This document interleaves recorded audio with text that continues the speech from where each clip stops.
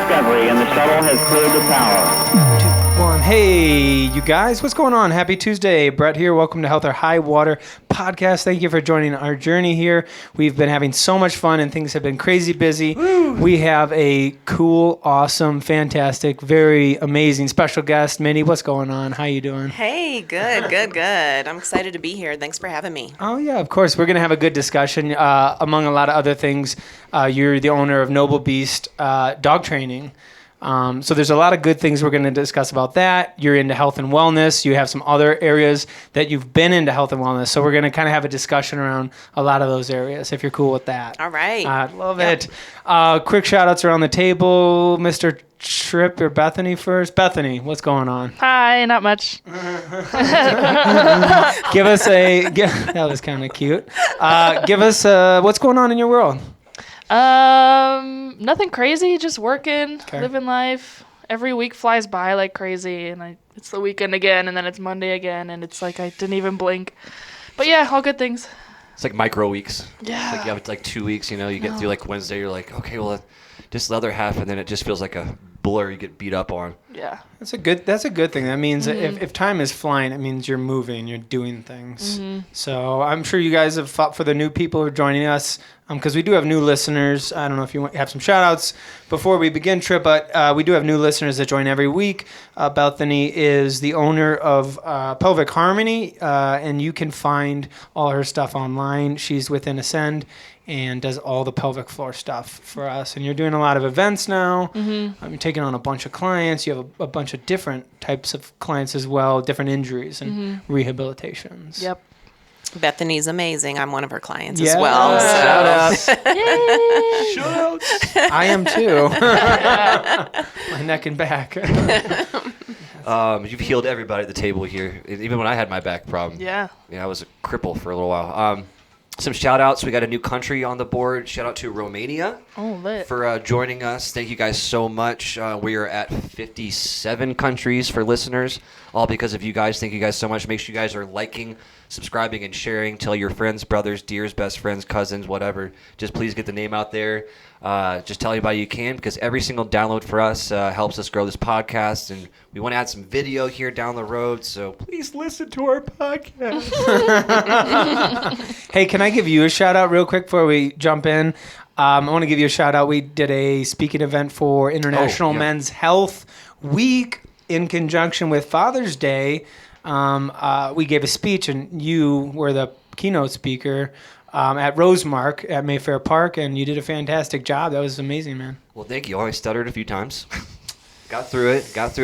His hand was shaking a little bit, but you did a fantastic job. It's the claw. So, good work. All right, cool. Anything else? Mindy? Did I miss Father's Day? That's this Sunday. This Sunday. Oh, so it was Sunday. In I was conjunction. like, oh, crap. Uh-oh. Panic ensues. Your stomach drops. International Men's Health Week in conjunction with the Sunday Father's Day coming. Yes. Got it. Yeah. Got it. Started in 1994 by Men's Health Network. I know all these facts. But look it up. Men's health is important too. We hear about health in general, but men's health is a conversation I think we need to have. 100%. 58,000 men every month commit suicide? Well, don't make us all sad. Oh, my gosh. No, but for real, though. Yeah. So, Mindy, we are super excited to have you on here. I've been talking to Bethany and Brett about doing like a pet-centered podcast, because for those listeners, I've got a 15-year-old Great Dane Lab Mix that's home with Mom right now that really saved my life, and I know everyone says that shit, but it's the truth. She definitely saved me, and I think there's a huge amount of value to what you do, not just teaching pets, but teaching people. Yes. So how did you get into all this, the pet training? What's the story here? Yeah, I was a very middle child between my younger brother and my older brother and sister. I was 8 years in between, so I spent a lot of time, and we lived up in Breckenridge, Frisco, Summit County, Colorado, and so I spent a lot of time with animals.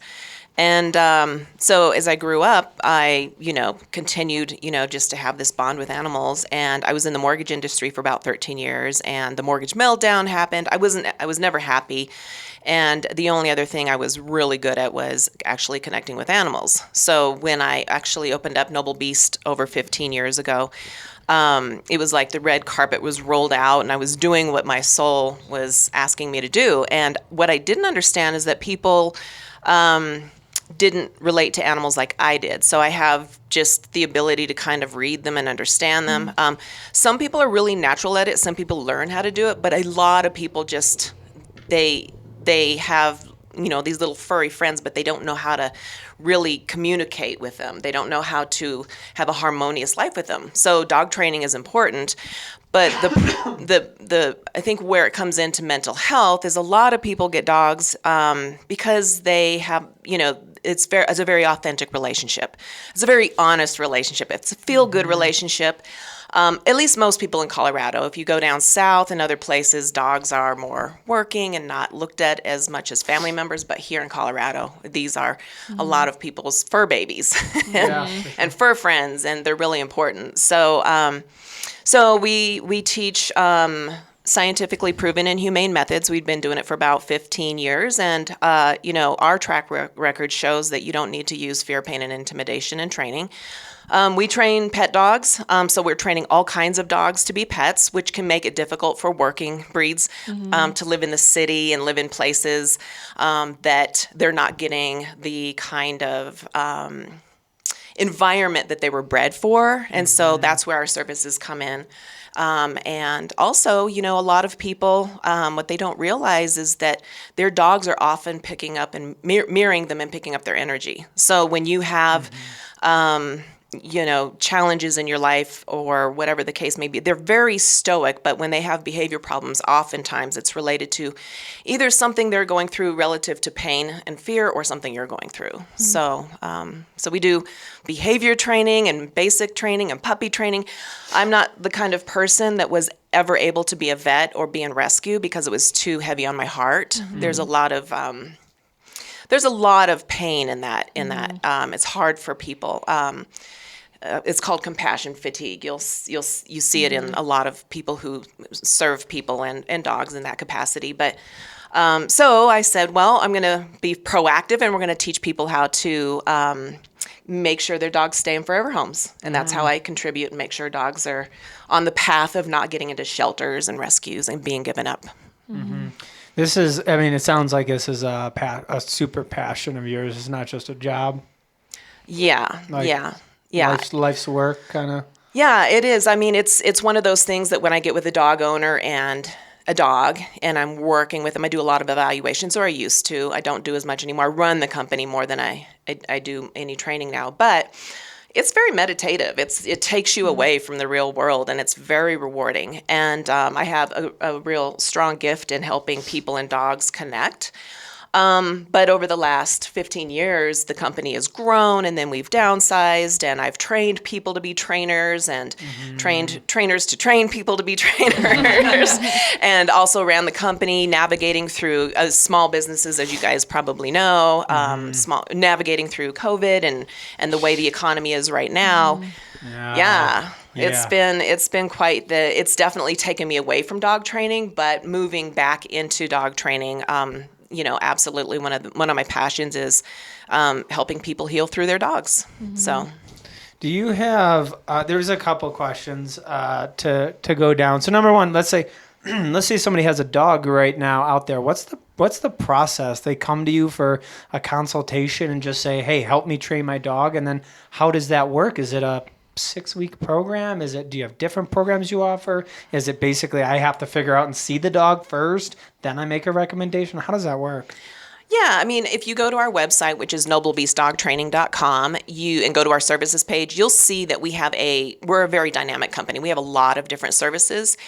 And we have a client concierge team. So if you, go to us through our contact page, then you can inquire about what kind of service you want. For dogs with fear and anxiety and behavior challenges, we will have you fill out a pre-training questionnaire. It's pretty extensive, and in that, our trainers are very well versed. All our trainers offer all the services, so they're capable of helping you with fears, anxieties, reactivity, obedience, potty training, barking, all the things that you could possibly need. We offer group classes, and then we also offer private in-home training. We also can do remote training. So for those in Romania, if you're interested, you can certainly reach out to us. That was awesome. Bringing it all together. Full circle. But what we specialize in is dog-dog socialization and group play dynamics. And so what that looks like is having dogs in social groups. It sounds like daycare, and it's similar to daycare in that you drop your dog off. But what dogs do is we facilitate relationships. We help support them in play and relating to each other. And we help dogs understand that you don't have to go nuts on somebody. You can actually turn away. And so we have specialized trainers that work with dogs in this capacity. Whereas a doggy daycare, you kind of put dogs together and you referee. So ours is actually about helping dogs be better socially. And when they go through this program, then they can actually join you more in life. That's one of my bigger passions, and it's really the social learning that dogs do. Like, the best teacher for another dog is another dog. Now, this is good and bad. Like, you can have a really bad influence, or you can have a really good influence, but they learn from each other, and it's amazing. That's really heartwarming when you see the youngsters come in and they're learning from the other dogs. But then you'll also have dogs that come in who have had really bad experiences, and they may sit in the corner for the first 3 weeks, and then finally they start to play, and it just it'll bring tears to the trainer's eyes, because they're like, little Sparky's playing. Look, there he goes. And the reason why that's such a big deal is because we get these puppies and then we don't socialize them. We don't give them experiences that allow them to learn how to actually continue to be a dog after we take them from their litter. Well, they're pack animals, and that's huge.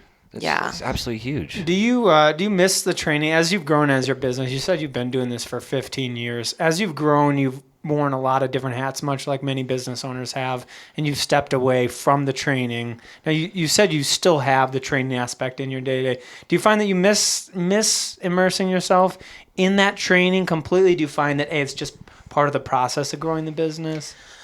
I would say both. I do miss the training. I have found a lot of joy in training other people, and I am actually on a more creative side. We are growing and developing a digital side.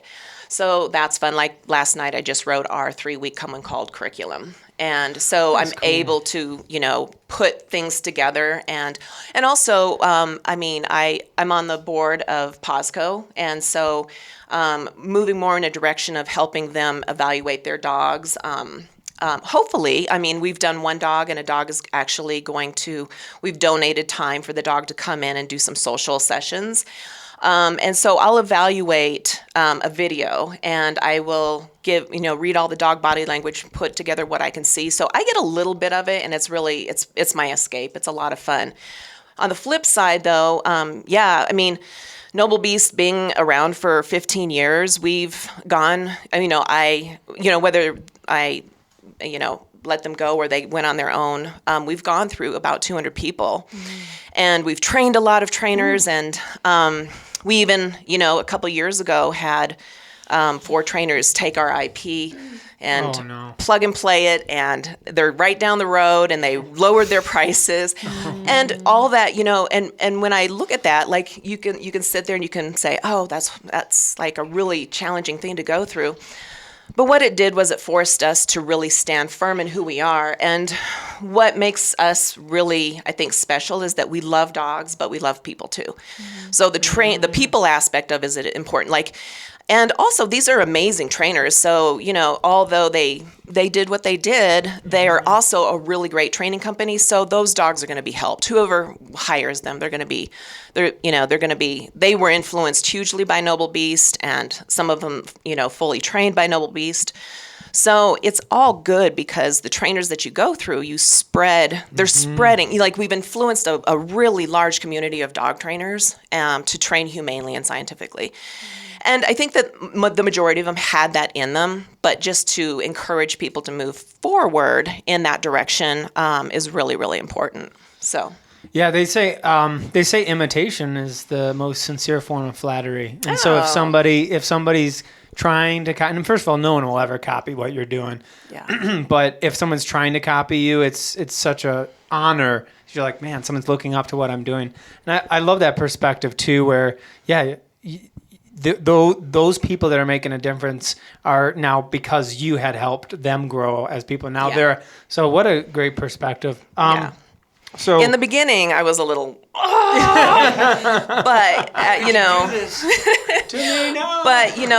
that's exactly where you have to go. And things happen to actually move you in life. And so even from deciding on what kind of dog you're going to have in your life to something like that, it's, things happen for good reason. Yeah, I mean, you're making an impact regardless, and sometimes we have trouble realizing where we're making an impact.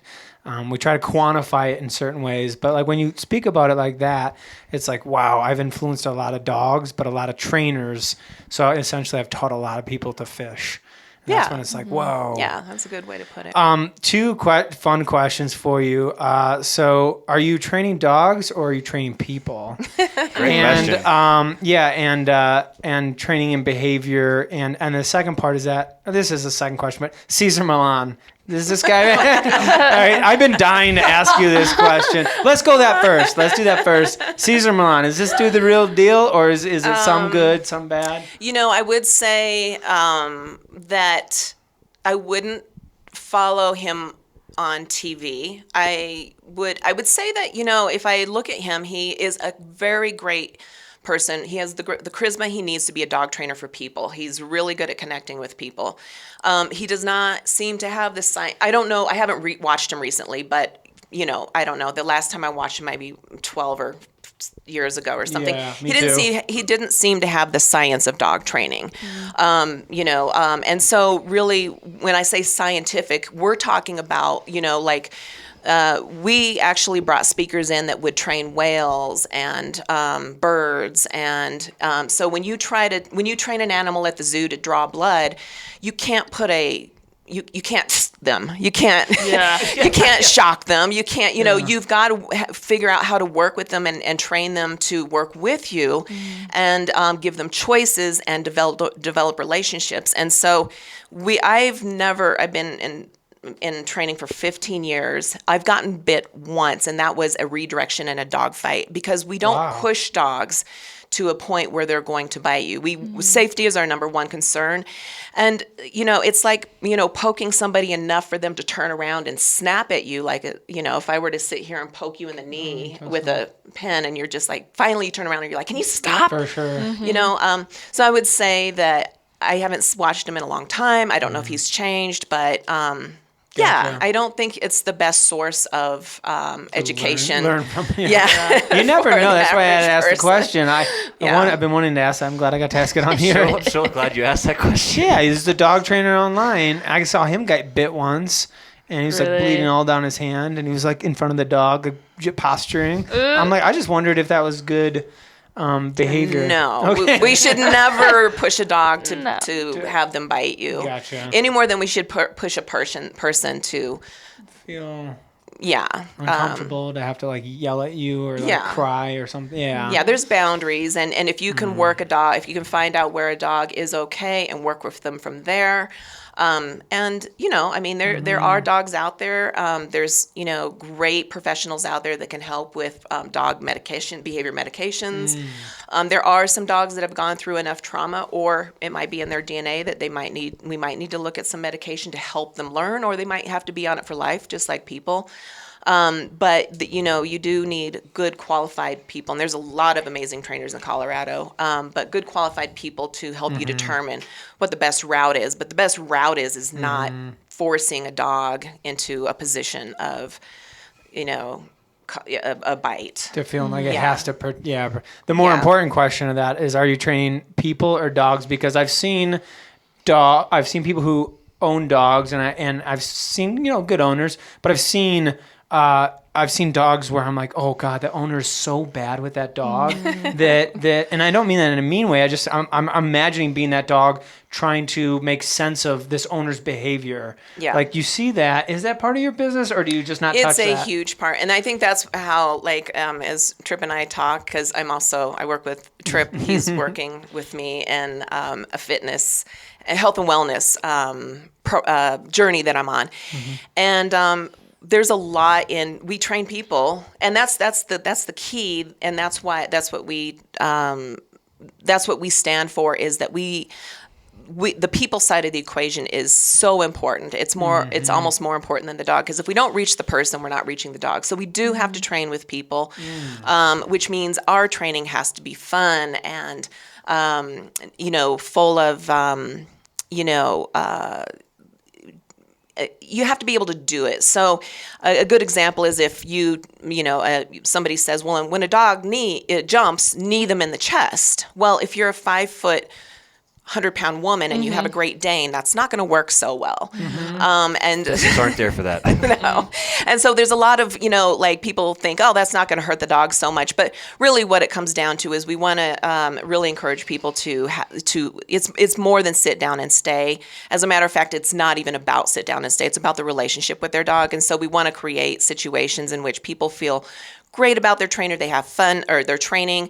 The dog and the owner are having fun. It's workable. The whole family can do it. So, but you do get people who they do have, just like, in when I'm holding weights incorrectly or my posture's wrong. Yeah. You got it. There's some training and mechanics, and there's also training in, hey, you got to watch how your energy is. So it's a little bit of both, and it can be very challenging. And so when we hire dog trainers, we actually hire trainers who love people and then love dogs. Everybody loves dogs. Every dog trainer loves dogs, but some dog trainers are like, we don't like people. And they don't want to work with people, Yeah. It doesn't make them bad. It just, they're not. They're not people. Right. Now, another perspective is that, sometimes we look at dog owners and we feel like they're not a great dog owner for that particular dog. But we just took a tour of POSCO, took a tour of the Denver Dumb Friends League. Love that place. Yeah, and they're doing some really, really good work there, as is POSCO, who actually supports a lot of the shelters and rescues around. And one of the things that really came clear in my mind was the fact that a home, we don't want to put a dog in an abusive home, but a home is better than a shelter. And so, you want to be really, considerate of, as we look at people and how they are adapting to their dogs. Sometimes they just need education and direction. And so hopefully, anybody out there who, knows somebody who has a dog and somebody who you think that they could use help with, a lot of times it's just education and direction that they need. But it's better that dog is actually living a life versus being in a shelter. Yeah, it sounds like to me you're more, and this is just from us having this conversation, like you're more of an education company as well, like educating owners and understanding what their relationship is with their pet. And I think through that sounds like it probably changes behaviors in that dog owner. Absolutely. Right. Like when we had a a 5-star review, and the woman said, because we teach using choice, and positive reinforcement. It doesn't mean that you're permissive with allowing the dog to do what they want to do, but we open up the relationship. A woman was like, their training saved our marriage. And so that is friggin' awesome. Wow. You open it up to, relax, give it a choice, have fun, connect with your dog, let that inner puppy come out, let that inner child come out. So it is, we like to say that our training makes humans more human. So I love that. yeah. So. Wow, that's fantastic. The other day, it was a beautiful day, much like many Colorado days are now. I was just looking at the clouds, and I remember I used to do that a lot as a kid. Did you ever do that? Just like sit outside and look at the clouds? I haven't done that in like 17, 20 years maybe. And I'm like, wow, what it feels like to be a kid again, to take all the stress away and be like, and I say that in my baseball lessons to kids. I'm like, hey, have some fun. Their dad's like in the background, like, you widen your stance and, do this and this. I'm like, hey, dude, have some fun. Yeah. This ain't for your dad. It's not for me. Yeah. I guess I was like, this is for you, man. Have fun.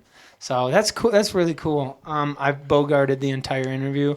You guys got questions? I know we have a few. Yeah. Can you do training with all ages? Like if a teenager gets a new dog, if a really young kid gets like a new puppy, how does that go? Yeah, so we're very family oriented, and we love the engagement of the entire family being part of the process, because when the dog's living with the entire family, not just one person. So when somebody comes in for training and nobody else contributes, it inevitably makes it lopsided at home. So we love kids. I mean, of course, there's limitations that, that we have with, 5 and under. Yeah. Sometimes they get bored after about 5 minutes and we have to pull out coloring books and crayons, but the younger, when they get into 6 and older, and especially the teenagers, there's some of the best people to train with, and cool. It's really enjoyable. We do that for Trip too. Sometimes when we bring out coloring books. Books. I would go crazy without him. I was wondering what they were doing in the corner. Speaking of, can you give me a crayon sharpener? They're running low. Sharpener. Oh, you're such a good sport about that, Trip. Man's best friend ties the idea back into health and wellness. I don't think there's anything that brings health and longevity more than animals. They're in every assisted living facility. They're in every family you see has a family dog. They're so important to health. You have grown up with 2 dogs, and they're so important to you. And oh yeah, I'll be walking with Brett, and there'll be a dog, and I'll just stop the conversation with Brett and just beeline it for the dog. yeah, it's an issue. It's an issue. Welcome to therapy. It's become an issue. No, but Brett's 100% right. We want to thank you so much for coming by. Pets are, big in all of our lives, to be honest, and they're becoming more and more important in our aspects of family. They're becoming family members themselves. So this aspect of how you're training dogs and training people, conditioning people and dogs really, is awesome, because there is a lot of misinformation out there. We fight this all the time with health and wellness with us. It's like, well, we learned this online and did this. It gets mucky. It gets hard to understand. So I think it's awesome what you're doing. Yeah, thank you, and I agree. I think there's a lot of similarities in how you train people and how we train people, and how, and some of the challenges that we come across relative to the poor instructions and the videos and the information that's out there. So stand firm in what you do. You guys are amazing. I love you guys. Thank you. Best. This is great, and I hopefully we can open the door together, kind of in the future too. You're right. There's so many similarities between trained dogs and people, and I guarantee we can open doors together. And I don't know what they are yet, but to collaborate and because we're both on great trajectories and paths. And absolutely. You guys are. I'm a total novice when it comes time to dog training. I have no idea what it's about, but it's so fascinating to me. So I mean, this has been already fun. We got to do it again.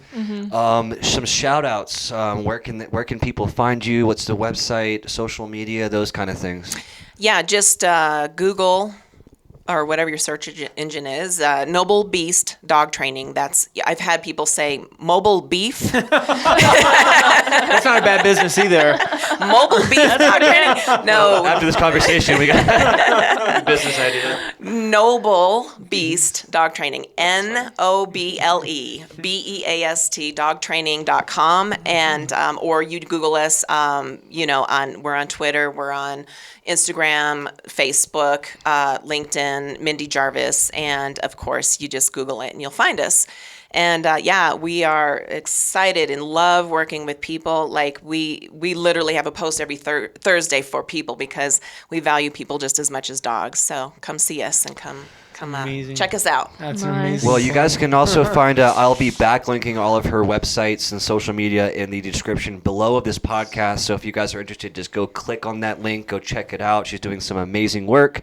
And then we'll hopefully get some work together here down the road. Yeah. You might be doing a podcast down the road. Yes, Might that's be. in the works. We're hoping. Yeah, Nice. hopefully between now and the end of the year. I'm already subscribed to that one. Yeah, put me Awesome. down too. We got I'll one. subscribe too. 2 people. It starts with the first 2. All right. Well, Mindy, thank you so much. We'll have you back on for season 3 if you'd like to come on. Yeah. But, awesome conversation, and thank all of you guys. To be honest, we are actually getting thank you. We are getting close to the end of season 2. Oh my gosh, this has been a wild ride. Oh, there are 2 announcements. Number 1 was my cat's birthday yesterday. Happy big deal. birthday. Oh, she's a birthday with Max. Shout out to It's Max a and Bentley. he.